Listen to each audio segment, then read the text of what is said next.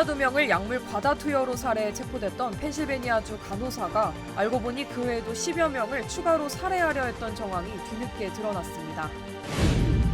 뉴저지주의 한 고등학교에서 남학생들이 AI로 여학생들의 나체 사진을 조작해 유포하다 적발됐습니다. 한 40대 여성이 자신을 외국계 의료기기 회사의 한국법인 대표로 속여 수십억 대의 투자 사기를 벌이다 구속됐습니다. 롱비치 지역의 각종 범죄가 기승을 부리고 있는 가운데 최근엔 대낮에 바바리맨까지 등장해 주민들의 불안이 극심해지고 있습니다. 재외동포청이 해외에서도 한국 휴대폰 없이 본인 인증이 가능한 서비스 제공을 추진 중이라고 밝혔습니다. 남녀 모두를 위한 천연 자양강장제 블랙마카와 세계 10대 건강식품 마늘의 알리신이 만나 블랙마카골드 탄생. 전립선 비대증, 골다공증, 생리통, 빈혈 등 성인에게 꼭 필요한 필수 아미노산 비타민이 함유돼 스트레스, 만성피로와 무기력증, 남녀 갱년기 완화 등 효과 만점. 늘 피곤한 당신을 위한 슈퍼 활력 푸드. 남녀 모두 파워업. 지금 신만이 장석훈의 천종산삼에서 만나보세요.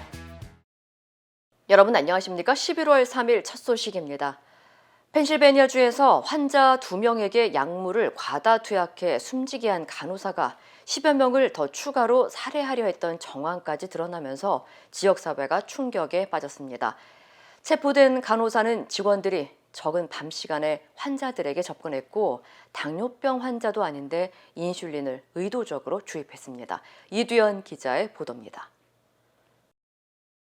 지난 5월 환자 2명에게 약물을 과다 투여해 살해한 혐의로 체포된 간호사 헤더 프레스디.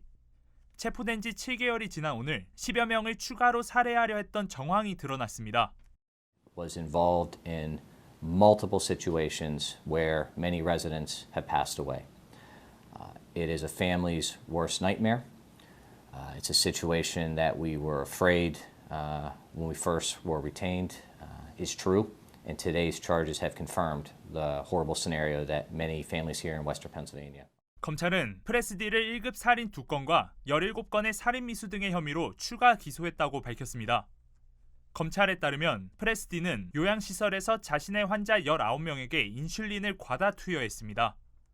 특히 직원들이 적은 야간을 틈타 응급 상황이 발생한 환자들을 골라 인슐린을 투여하는 치밀함도 보였습니다.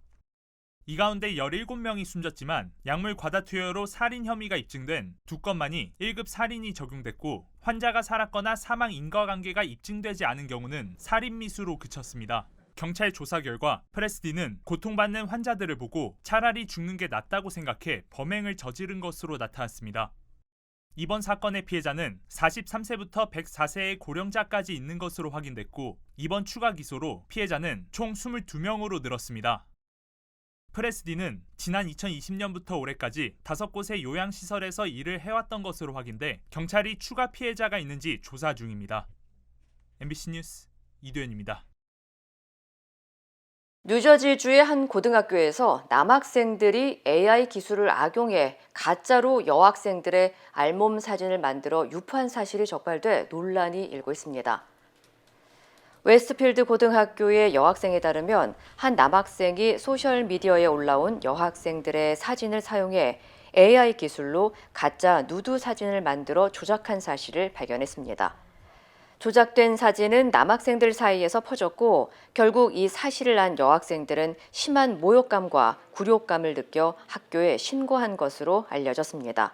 My daughter texted me, "Mom, and naked pictures of me are being distributed. That's it." Heading to the principal's office. She started crying, and then she was walking in the hallways and she's seen other girls of Westfield High School crying. 해당 교육부는 사건을 조사한 후 사진을 삭제했고 더 이상 유출되지 않게 하겠다고 하면서 피해 학생에게 상담 서비스를 제공하겠다고 밝혔지만 현재 가해 학생들의 징계 조치에 대한 세부적인 내용도 전해지지 않아 학부모들의 원성을 사고 있습니다. 한편 이를 접한 일부 학부모들은 학교의 안일한 대처에 대해 불만을 제기했으며 학교의 AI 안전에 관한 새로운 규정이나 정책을 마련할 것을 요구한 것으로 알려졌습니다.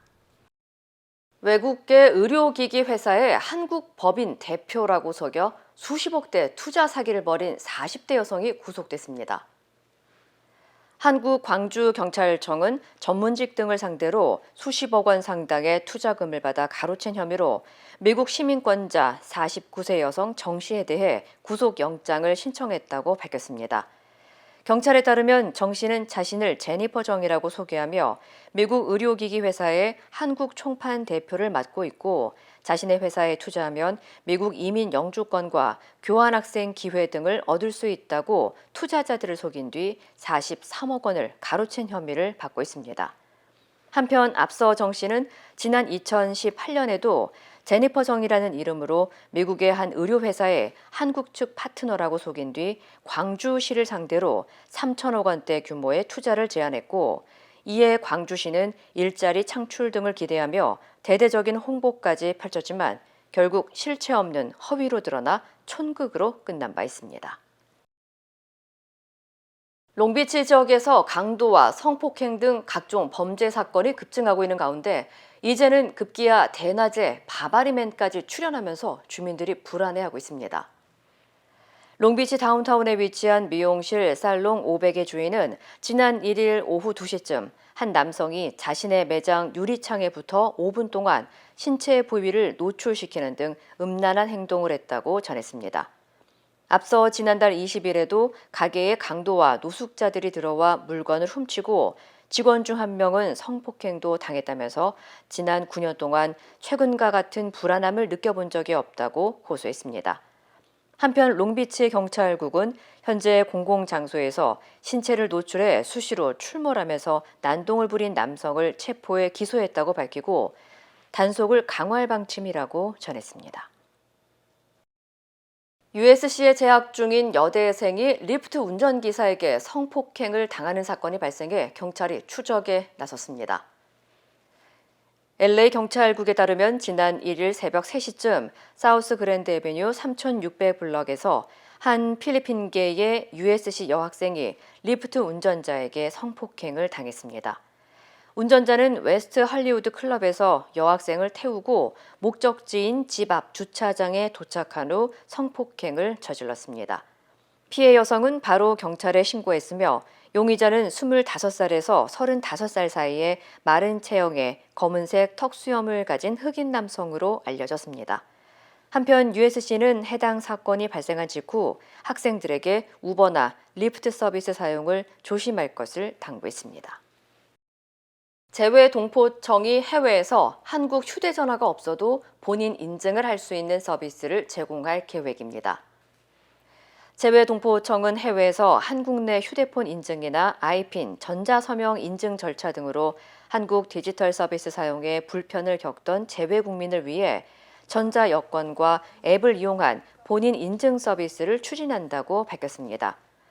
이어 한국인터넷진흥원과 재외동포 비대면 신원 확인 체계 도입과 운영을 위한 협약을 맺고 내년 재외동포인증센터 도입을 통해 전자여권과 카카오, 네이버의 민간 전자인증 앱 등을 활용해 디지털 신원 확인을 할 수 있는 서비스를 제공할 것이라고 전했습니다.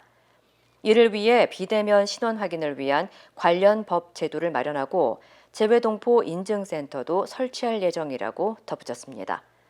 재외동포청은 이번 제도 개선을 통해 재외국민들이 한국의 각종 디지털 서비스를 이용하는 과정에서 가장 큰 불편 사안으로 꼽던 디지털 본인 인증 문제를 해소할 수 있을 것으로 기대했습니다. LA 총영사관이 한국에서 기소 중지된 재외국민을 대상으로 특별 자수기간을 운영합니다. 대상자는 지난 1997년 1월 1일부터 2001년 12월 31일 사이 사기죄나 횡령죄, 부정수표 단속법 위반, 배임죄 등으로 입건돼 현재까지 기소 중지 상태인 재외국민으로 오는 12월 31일까지 공관을 통해 재기 신청서를 접수해야 합니다. 신청인은 특별한 사건이 아닌 이상 미국에 거주하는 상태로 한국 사법기관의 조사를 받게 되며 이를 통해 과거 고소나 사건 처리가 가능하고 합의를 진행할 경우 자세한 방법과 절차를 제공받게 됩니다. 총영사관 측은 특별 자수기간을 통해 장기 미제 사건 피해자의 피해 회복을 도모하고 기소 중지로 인한 재외국민의 불안정한 법적 지위도 해결할 수 있을 것으로 기대했습니다.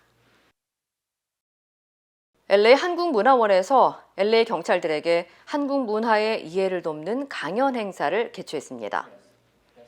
한국문화원은 어제 LA 경찰국 서부지역 본부와 함께 총 6개의 경찰서에서 30여 명의 경관들이 참석한 제52회 LAPD 한국 역사 문화 워크숍을 열었습니다. 경관들은 한국 역사와 배경에 대한 강의를 통해 한국 문화에 대한 이해의 폭을 넓혔고 또 다양한 체험 프로그램을 통해 한인 커뮤니티에 더욱 친숙해질 수 있는 시간을 가졌다고 전했습니다. 무엇보다 한국문화원은 이번 행사를 통해 문화적 차이로 인해 한인들이 받을 수 있는 불이익을 방지하고 대처할 수 있는 계기가 되길 바란다며 강좌를 지속적으로 이어나갈 것이라고 밝혔습니다. 한국 역사와 한국의 이민사회의 이해도를 높이기 위한 강좌를 먼저 실시하고요. 그다음에 점심시간에는 저희가 비빔밥, 한국의 유명한 음식인 비빔밥도 소개를 하고 또 오후에는 한국의 전통 공연도 같이 감상하고 또 체험해보는 그런 시간도 갖고 있습니다. It's a great experience. I'm learning a lot about the Korean culture and learning about my area and just happy to be here. So. 한편 이번 행사에는 특별히 LA 경찰국 웨스트 서부지역 본부 총책임자인 제럴드 우드야드 부국장이 방문해 워크숍에 참석한 경찰들을 격려했습니다. 일광 절약 시간제 서머타임이 오는 일요일 해제됩니다. 이에 따라 미 서부 시간 기준 이번 주말 일요일 새벽 2시가 새벽 1시로 조정되며 LA와 한국의 시차는 16시간에서 17시간으로 또 동부 지역인 뉴욕과 한국의 시차는 13시간에서 14시간으로 늘어납니다. 에너지를 절약하고 경제 활동을 촉진하는 취지로 시행되는 서머타임은 애리조나주와 하와이, 괌, 푸에르토리코 등을 제외한 미 전역에서 적용되며 매년 3월 둘째 주 일요일에 시작해 11월 첫째 주 일요일에 해제됩니다. 트로트 열풍을 불러온 미스터 트롯 2 참가자들의 콘서트가 미국에서 개최됩니다. 페창가 리조트는 오는 18일 캘리포니아주 리버사이드 카운티 테미큘라에 위치한 페창가 리조트의 공연장에서 미스터 트롯 2에 참가했던 가수들의 공연이 열린다고 밝혔습니다. 11월 18일에는 여러분이 너무나 좋아하시는 미스터 트로트 2의 가수들이 옵니다. TV에서 미스터 트로트 쇼를 애청하셨다면 이분들의 멋진 공연을 직접 관람하실 수 있는 기회니까. 이번 공연에는 우승자 안성훈을 비롯해 박지연, 나상도, 진혜성 등 모두 7명이 참여하며 결승전에서 불렀던 곡들 외에도 다양한 노래와 퍼포먼스 등을 선보일 예정입니다. 정통 한의에서 최고의 보약을 꼽으라고 한다면 단연 경옥고입니다. 동의보감은 몸을 보호하는 보약으로부터 출발하는데 그 동의보감의 첫 번째 처방도 바로 경옥고입니다. 하지만 여러분이 선택하실 수 있는 시중의 모든 경옥고가 비슷한 수준의 효능을 가진 것은 아니죠. 신만이 장석훈의 천종산삼 경옥고는 수십 년간 산삼 전문가로서의 경험과 노하우를 담아 만든 가장 높은 수준의 경옥고입니다. 국민의힘 혁신위원회가 당 지도부와 중진, 친윤 핵심 인사들을 향해 총선 불출마나 수도권 험지 출마를 요구했습니다. 사실상 친윤계의 희생을 요구한 겁니다. 손하늘 기자입니다. 인요한 혁신위가 내놓은 2호 혁신안의 핵심은 당 지도부 인사와 중진들 그리고 윤석열 대통령과 가까이 지내는 이른바 친윤계 의원들의 희생이었습니다. 총선 불출마를 선언하거나 아니면 수도권 지역에 어려운 곳에 와서 출마하는 것을 강력히 요구합니다. 혁신위는 다만 공식 의결 대신에 정치적 권고, 강력 요구라는 표현을 썼는데 선거 관련 혁신안을 다룰 때 다시 논의할 가능성도 열어놨습니다. 당 안팎에서 거론되던 동일 지역구 3선 초과 연임 제안처럼 구체적인 기준을 명시하진 않았습니다. 다만 영남 지역 다선 의원들과 이른바 윤핵관 등 당 주류 인사들에 대해선 뼈 있는 당부를 남겼습니다. 정말 대통령을 사랑하면 험지에 나와서 그렇지 않으면 포기해라. 포기하는 것도 강력한 메시지예요. 그걸 못하겠으면 그럼 내려놔라. 인 위원장은 그동안 비슷한 내용의 다른 혁신안들이 실패한 건 결국 절실하지 않았기 때문이었다며 혁신이 활동 기한인 6주 안에 대답을 내놓을 것으로 기대한다고 당 지도부를 압박했습니다. 혁신위는 또 의원 정수 30명 감축, 불체포 특권 전면 포기, 국회의원 세비 삭감, 선출직 하위 20% 공천 배제 등은 의결해 당 최고위원회로 넘겼습니다. MBC 뉴스 손하늘입니다. 혁신위원회의 이 같은 요구에 대해 김기현 대표는 유보적인 태도를 보였습니다. 반면 영남과 충청 지역 중진 의원들은 술렁이고 있는데요. 일부 의원들은 불쾌감을 드러내기도 했습니다. 조희원 기자입니다. 인요한 혁신위가 지목한 당 지도부, 영남, 중진, 대통령과 가까운 국민의힘 의원은 대략 30명 안팎입니다. 김기현 당대표, 윤재옥 원내대표와 이른바 윤핵관으로 불리는 장제원, 권성동 의원 등이 모두 포함됩니다. 김기현 대표는 쏟아지는 기자들의 질문에 즉답하지 않았습니다. 혁신위원회에서 여러 가지 논의를 한 결과를 종합적으로 제안해오면 우리 당에서 정식적인 논의기구와 절차를 통해서 종합적으로 검토하도록 하겠습니다. 윤재옥 원내대표 역시 정리해서 한 번에 지도부가 입장을 보여야 한다고 말했습니다. 당내 여론은 지역구와 선수에 따라 극명하게 엇갈리고 있습니다. 수도권 출마를 준비하고 있는 지도부들은 국민 눈높이에 맞춘 혁신안이라거나 이미 험지에 있다며 여유 있는 반응을 보였습니다.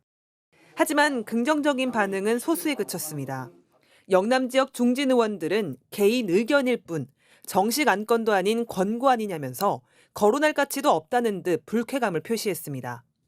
충남 지역 중진 의원 역시 지역민은 배신감을 느끼고 당에는 풍파만 일으키는 요구라거나 어려운 지역구에 있는 중진을 빼면 오히려 민주당에 도움이 될 수 있다고 지적했습니다.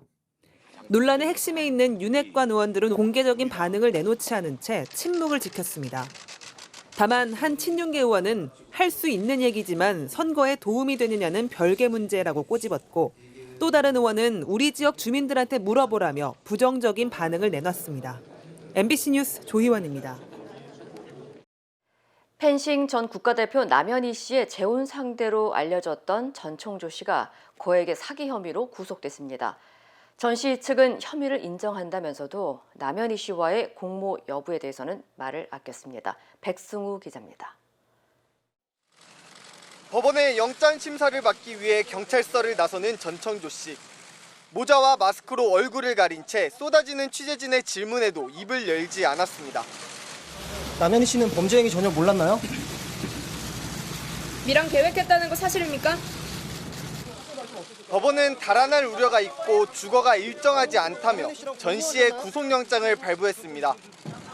피해자 15명에게 투자금 명목으로 거액을 받아 가로채거나 대출을 유도하는 등 19억 원의 피해를 끼친 걸로 경찰은 파악하고 있습니다.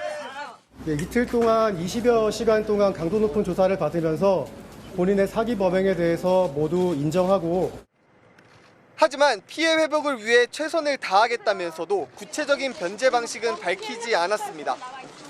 세간의 관심이 집중되고 있는 남현희 씨와의 범죄 공모 여부엔 수사에 성실히 임하겠다고만 답했고 밀항 계획은 전혀 사실이 아닌 억측이라고 말했습니다. 남 씨 측은 연일 결백을 주장하고 있습니다. 기자들에게 보낸 문자 메시지에선 전 씨에게 철저히 이용당했고 남 씨마저 피해자가 되기 직전 전 씨의 사기 행각이 들통난 것이라고 밝혔습니다. 또 전 씨가 범죄 수익으로 선물했다고 알려진 남 씨 명의의 고급 외제 차량에 대해서는 경찰에 이 차량을 포함한 전 씨 관련 고가의 물건들을 압수해달라 요청했다고 했습니다. MBC 뉴스 백승우입니다. 19살 운전자가 교통사고를 낸 뒤 이에 항의하는 피해자에게 손에 너클을 끼고 폭행한 사건. 지난 1월 저희 MBC가 전해드렸는데요. 피해자가 실명까지 당했는데도 가해자가 집행유예로 풀려나 논란이 일고 있습니다. 윤상문 기자입니다. 경기도 수원의 한 번화가. 후진하던 차량이 지나가던 남성을 들이받습니다. 차에서 내린 운전자. 보행자에게 다가가 다짜고짜 주먹을 휘두릅니다. 맨주먹이 아닌 호신용 장비인 너클을 낀 채였습니다. 피해자는 왼쪽 눈 부위를 크게 다쳐 결국 시력까지 잃었습니다. 괜찮다고 그냥 가자. 딱 운전좌석을 쳐다봤는데 거의 눈 마주치자마자 차에서 내려서 너무 순식간 뭐라 하지도 않고 그냥 바로 가격해 19살인 운전자는 달아나며 피해자와 다른 시민을 흉기로 위협했습니다. 구속 기소된 가해자는 1심에서 징역 1년 8개월을 선고받아 수감됐다가 2심에서는 징역 1년 6개월에 집행유예 3년으로 감형돼 풀려났습니다. 2심 재판 과정에서 피해자가 시력을 잃어 혐의가 더 무거워졌는데도 형량은 오히려 가벼워진 겁니다. 피해자들 모두가 처벌을 원하지 않고 어린 나이의 피고인이 이 사건으로 9개월 이상 구금돼 있었다는 게 형을 낮춰준 이유였습니다. 피해자가 실명도 하고 너클이나 사진칼 같은 것도 활용하고 피해자도 여러 명인데 단순하게 피고인이 반성하고 합의하고 어리다는 이유만으로 집행유예가 내려진 것은 일반적이지 않다고. 하지만 원칙적으로 징역이나 금고 10년 미만의 사건은 형량이 가볍다는 이유만으로 검찰이 상고할 수 없어 2심 형량이 확정될 것으로 보입니다. MBC 뉴스 윤상문입니다. 평생 함께하고픈 마음, 힘이 되고 싶은 마음, 지켜주고 싶은 마음. 서산의 맑고 깨끗한 자연과 장인의 정성으로 만든 건강한 먹거리. 마음을 갖다, 마음을 전하다. 서산뜨레.